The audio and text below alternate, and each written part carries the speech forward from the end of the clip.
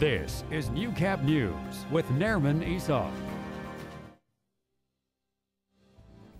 Good evening. The Cold Lake Ambulance Society is growing more concerned about the ambulance shortages in the city.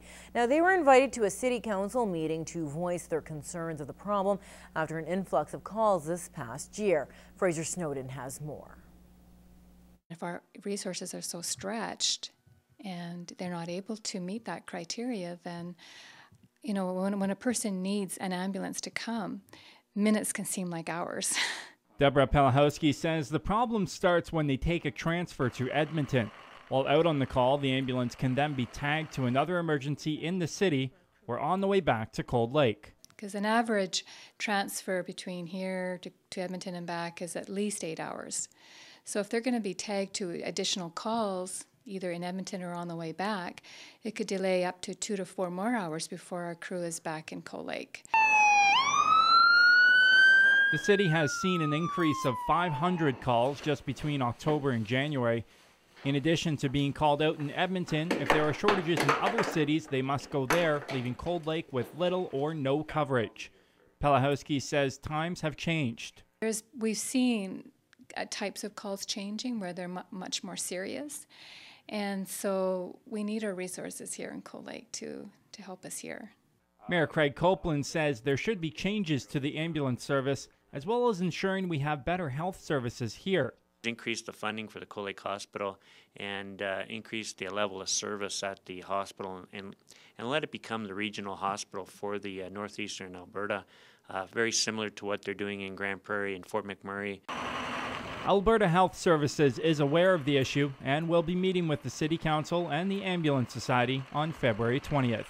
In Cold Lake, Fraser Snowden, Newcap News.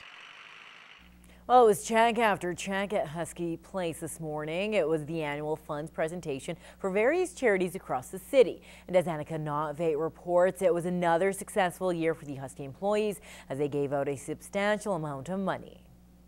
The campaign this year raised $194,749. So there we go. And that amount shows the hard work of the charitable campaign in charge of fundraising events at the Husky buildings. You never know what's going to come around the corner when you're going over to one of the places. You might find some little event going on, so to raise some money. And for those on the receiving end, it was all smiles. They say the money will help with immediate plans. These funds are going to go towards the ICU unit that's getting created at the hospital, so we're upgrading the existing special care unit into a 6-bed ICU. We put out a plea probably about 6 months ago and let everybody know that we were looking for a new van, and so this will be the final touches on getting that van. This money will go towards our operational costs, which includes things like veterinary bills, spaying and neutering the animals, any sort of repairs to the building that we need to do until the new building comes, things like that. We collect funds to be able to distribute to our agencies so that they don't have to go out and fundraise to be able to provide their services. Proceeds go towards the after-school program, which Husky has supported for several years. So the after-school program serves all of our kids. The Canadian Cancer Society, Salvation Army, Canadian Diabetes, Kids Sport and Telemiracle also received checks. These volunteer organizations are key to making Lloydminster a really great place to live, and we really appreciate all the work they do.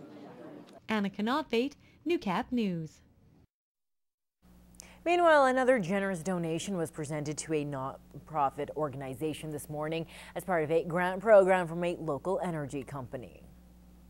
On behalf of Devon Canada, I would like to present you with this $5,000 check. Thank you very much. Well, it's an exciting time for the Lloydminster Sexual Assault and Information Center as the money will go towards training sessions that will be held here in the city. We will be bringing in a facilitator within Lloydminster. What we find is that there's essential training that not only our agency can benefit from, but also from other service providers as well. We'll be looking at self-harm, and we're also looking at trauma as well. Devon Canada's Investing in People grant program has donated more than $300,000 to the community since it began in 2008. grant that is offered each year from Devon. We're given $50,000 to give to the community. It's our 5th year doing this, so you can apply for the grant. Any nonprofit organization can apply for the grant. The LSAIC will be holding the training sessions this year. Now you can visit LloydminsterSexualAssault.com for updates.